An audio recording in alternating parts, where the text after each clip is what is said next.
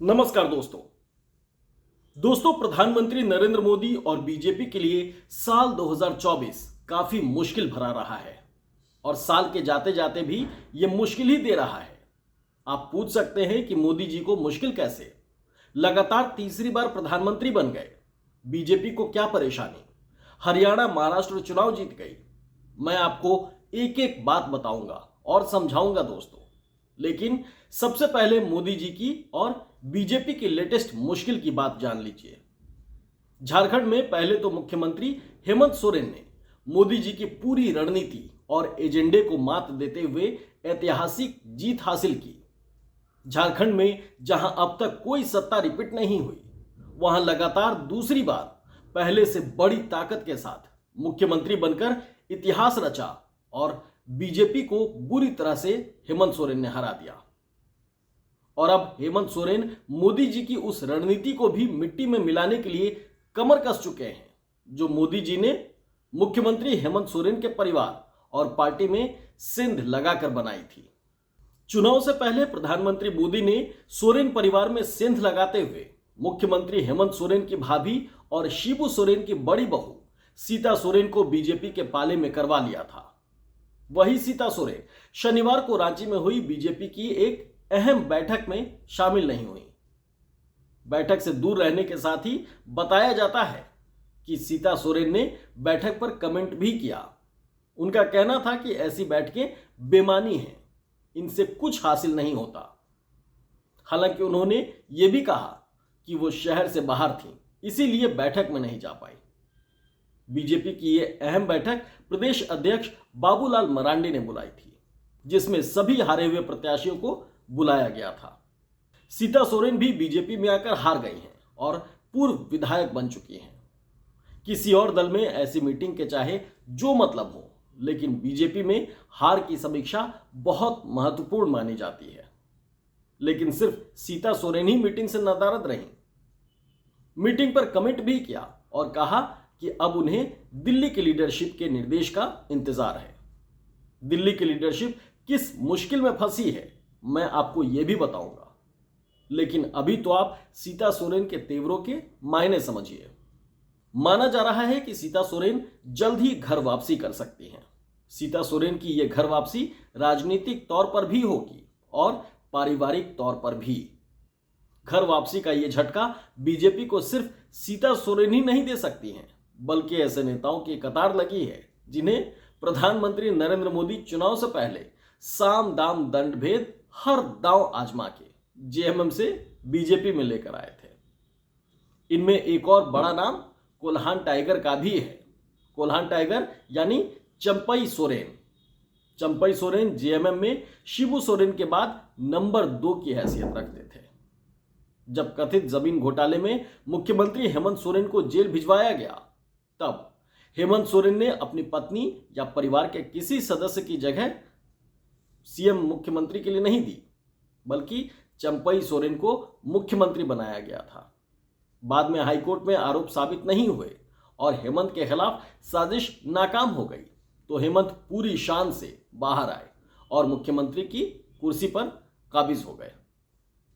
ऐसे मौके पर असंतोष को हवा देकर नेताओं और पार्टियों को तोड़ने की कला में माहिर बीजेपी ने सीता सोरेन के साथ साथ चंपई को भी अपने साथ मिला लिया। चंपई सरायकेला से अपना चुनाव तो जीत गए, लेकिन उनके बेटे बाबूलाल बीजेपी के साये में अपना चुनाव हार गए। अब खबर आ रही है कि कोल्हान टाइगर भी घर वापसी कर सकते हैं। जेएमएम के महासचिव और पार्टी प्रवक्ता सुप्रियो भट्टाचार्य तो कह चुके हैं कि चंपई दादा जब चाहे जेएमएम में वापस आ सकते हैं। उनका स्वागत है और यही सम्मान है जो पहले था। इस पूरे चुनाव के दौरान दोस्तों, हेमंत सोरेन या उनकी पत्नी कल्पना सोरेन ने कभी चंपई सोरेन या भाभी सीता सोरेन के लिए कोई कड़वी बात नहीं कही। इस मामले में चंपई और सीता सोरेन ने भी मुख्यमंत्री या उनकी पत्नी को लेकर भाषा की मर्यादा कभी नहीं तोड़ी, जबकि बीजेपी में मर्यादा टूटना बड़ी आसान बात है। जेएमएम छोड़कर बीजेपी में जाने वाले सिर्फ यही 2 नेता नहीं, और भी नेताओं को वापस लाने के लिए जेएमएम के नेताओं ने लाइन क्लियर कर दी है। जेएमएम का कहना है कि अपने नेताओं के लिए उनके दल और दिल दोनों खुले हैं। ऐसे में हेमंत सोरेन के बेहद करीबी रहे सूरज मंडल और लोबिन हेम्ब्रम भी बीजेपी को छोड़कर जेएमएम में वापसी कर सकते हैं। यानी बुरी तरह हार के बाद अब बीजेपी के सामने उस कुनबे को बचाने की भी चुनौती है जिसे उसने बड़ी तिकड़म से जोड़ा था। बीजेपी और खास तौर पर प्रधानमंत्री नरेंद्र मोदी की पूरी रणनीति को इस तरह नाकाम करने वाली पूरे देश में अभी तक एक ही नेता है, पश्चिम बंगाल की मुख्यमंत्री ममता बनर्जी। और अब झारखंड के मुख्यमंत्री हेमंत सोरेन मोदी के हर दांव को एक एक कर नाकाम कर रहे हैं। जेएमएम को उम्मीद है कि उनके अपने सारे नेता वापस आएंगे ही। बीजेपी के कुछ दिग्गज नेता भी जेएमएम को ज्वाइन कर सकते हैं। यानी बीजेपी की ऐतिहासिक पराजय के साथ ही कह लीजिए ये कि झारखंड में बीजेपी का संगठन ही ना तो गुल हो जाए, ऐसा भी हो सकता है। झारखंड में बीजेपी के हर मुश्किल में जेएमएम से आए नेता फिलहाल दिल्ली की लीडरशिप के निर्देश के इंतजार कर रहे हैं, उसके इंतजार में है।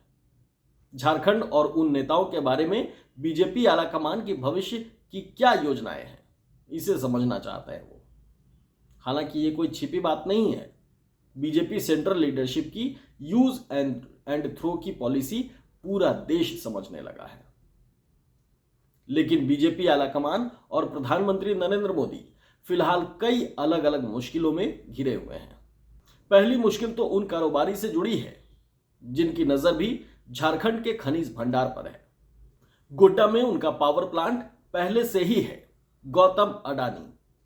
बताया जाता है कि अमेरिका ने अडानी के खिलाफ 2000 करोड़ की घूसखोरी के आरोप में वारंट तक जारी कर दिया है। अडानी हालांकि आरोप और खबर सभी से इनकार करते हैं, लेकिन अगर ऐसा होता है तो यह अडानी के साथ ही प्रधानमंत्री नरेंद्र मोदी के लिए भी मुश्किल भरा है। इस मुद्दे पर संसद में विपक्ष ने जांच की मांग पर जोरदार दबाव बना रखा है। सरकार का बहस ना कराना और कार्यवाही को बार बार स्थगित करने पर विपक्षी दलों का कहना है कि ये इस तरह के बात के संकेत भी लगते हैं कि अडानी पर बहस प्रधानमंत्री मोदी को मुश्किल में डाल सकती है। इसीलिए सरकार बहस से भाग रही है। मोदी की दूसरी मुश्किल भी अपने ही एक साथी से जुड़ी हुई है। महाराष्ट्र में प्रचंड जीत के बाद भी मुख्यमंत्री तक नहीं चुन पा रही है बीजेपी, क्योंकि सहयोगी एकनाथ शिंदे नाराज हैं। अभी तक वही गठबंधन के सीएम थे, लेकिन अब बीजेपी अपना सीएम चाहती है। शिंदे की नाराजगी बीजेपी मोल नहीं ले सकती। शिंदे सीएम पद छोड़ते हैं तो गृह मंत्रालय मांग रहे हैं और बीजेपी आगे कुआं पीछे खाई की स्थिति में फंस चुकी है। शिंदे अगर नहीं माने तो जनता के बीच गलत संदेश जाएगा। राजनीतिक रूप से बीजेपी कमजोर और शिंदे सेना मजबूत होगी और बीएमसी चुनाव में उसे बड़ा नुकसान हो सकता है। कुछ समय बाद बीएमसी चुनाव महाराष्ट्र में होना है। उनकी राज्य सरकार का भविष्य भी, समझिएगा, उनकी राज्य सरकार का भविष्य भी खतरे में आ सकता है। इस बारे में मेरा आज शाम को आने वाला वीडियो भी आप जरूर देखिएगा दोस्तों, जिसमें बीजेपी की महाराष्ट्र की मुश्किलों पर मैंने डिटेल में चर्चा की है। शाम वाला वीडियो इसलिए जरूर देखिएगा। बीजेपी की एक और परेशानी विपक्ष, खासतौर से कांग्रेस ने खड़ी कर रखी है, जिसने चुनाव में सत्ता, सिस्टम और चुनावी मशीन के जरिए चुनावों में गड़बड़ी और नतीजों में बेईमानी का आरोप लगाकर मुंबई से दिल्ली तक आंदोलन छेड़ दिया है और आगे चलकर इसे पूरे देश में ले जाने की तैयारी है। महाराष्ट्र पर बीजेपी दो तरफा घिरी हुई है। एक तरफ अपने सहयोगी हैं तो दूसरी तरफ विपक्षी दल। इस बार महाराष्ट्र चुनाव नतीजों ने पहली बार राजनीतिक दलों के साथ ही तमाम संगठनों और सिविल सोसाइटीज को भी सड़क पर उतार दिया है। पुणे में भी एक प्रदर्शन हुआ है और दिल्ली में उससे भी बड़ा प्रदर्शन हुआ है। हरियाणा में नतीजों को चैलेंज करते हुए कांग्रेस के 1 दर्जन से ज्यादा प्रत्याशी हाईकोर्ट जा चुके हैं। महाराष्ट्र में भी ऐसा हो सकता है। कुछ अखबार और मीडिया प्लेटफॉर्म वोटर लिस्ट और वोटिंग से लेकर काउंटिंग तक गड़बड़ी के सबूत भी छान रहे हैं। यानी अब की बार बीजेपी की चुनावी जीत के रणनीतिकार माने जाने वाले प्रधानमंत्री नरेंद्र मोदी और गृह मंत्री अमित शाह बुरी तरह फंस सकते हैं। कांग्रेस ने दूसरे विपक्षी दलों के साथ मिलकर पहली बार ऐसा तेवर दिखाया है। ये सारी मुश्किलें तो साल के जाते जाते प्रधानमंत्री नरेंद्र मोदी के सामने आ रही हैं, लेकिन इस साल की असल मुश्किल तो लोकसभा चुनाव के साथ ही उनके गले पड़ गई है। बहुमत से काफी पीछे रहने वाली बीजेपी के नेता के तौर पर नरेंद्र मोदी तीसरी बार प्रधानमंत्री बन गए हैं, लेकिन कई पार्टियों की बैसाखी पर मोदी को यह बैसाखी पकड़ाने वाले हर दल हर वक्त मोदी के लिए खतरा बने हुए हैं, जिनमें झारखंड से सटे बिहार के मुख्यमंत्री नीतीश कुमार का नाम सबसे आगे है, सबसे ऊपर आता है उनका नाम। पिछले एक महीने से बिहार के घटनाक्रम मोदी की मुश्किल बढ़ा रहे हैं। अब शिंदे की नाराजगी भी उनके 7 सांसदों को लेकर संकट ला सकती है। 10 महीने में मोदी 75 साल की उम्र भी पूरी कर लेंगे और खुद उनके बनाए नियम के मुताबिक सत्ता से उनकी रवानगी की उम्मीद विपक्ष से ज्यादा उनकी अपनी पार्टी के नेता लगाए बैठे हैं। यानी 2024 से शुरू हुआ मोदी जी और उनकी पार्टी बीजेपी की मुश्किल का दौर लगता है जल्द खत्म होने वाला नहीं है। हमारा ये वीडियो आपको कैसा लगा कमेंट में हमें जरूर बताइएगा। साथ ही एक्सक्लूसिव खबर को लाइक और सब्सक्राइब जरूर कर लीजिए और बेल आइकन भी जरूर दबा लीजिए। बहुत बहुत धन्यवाद।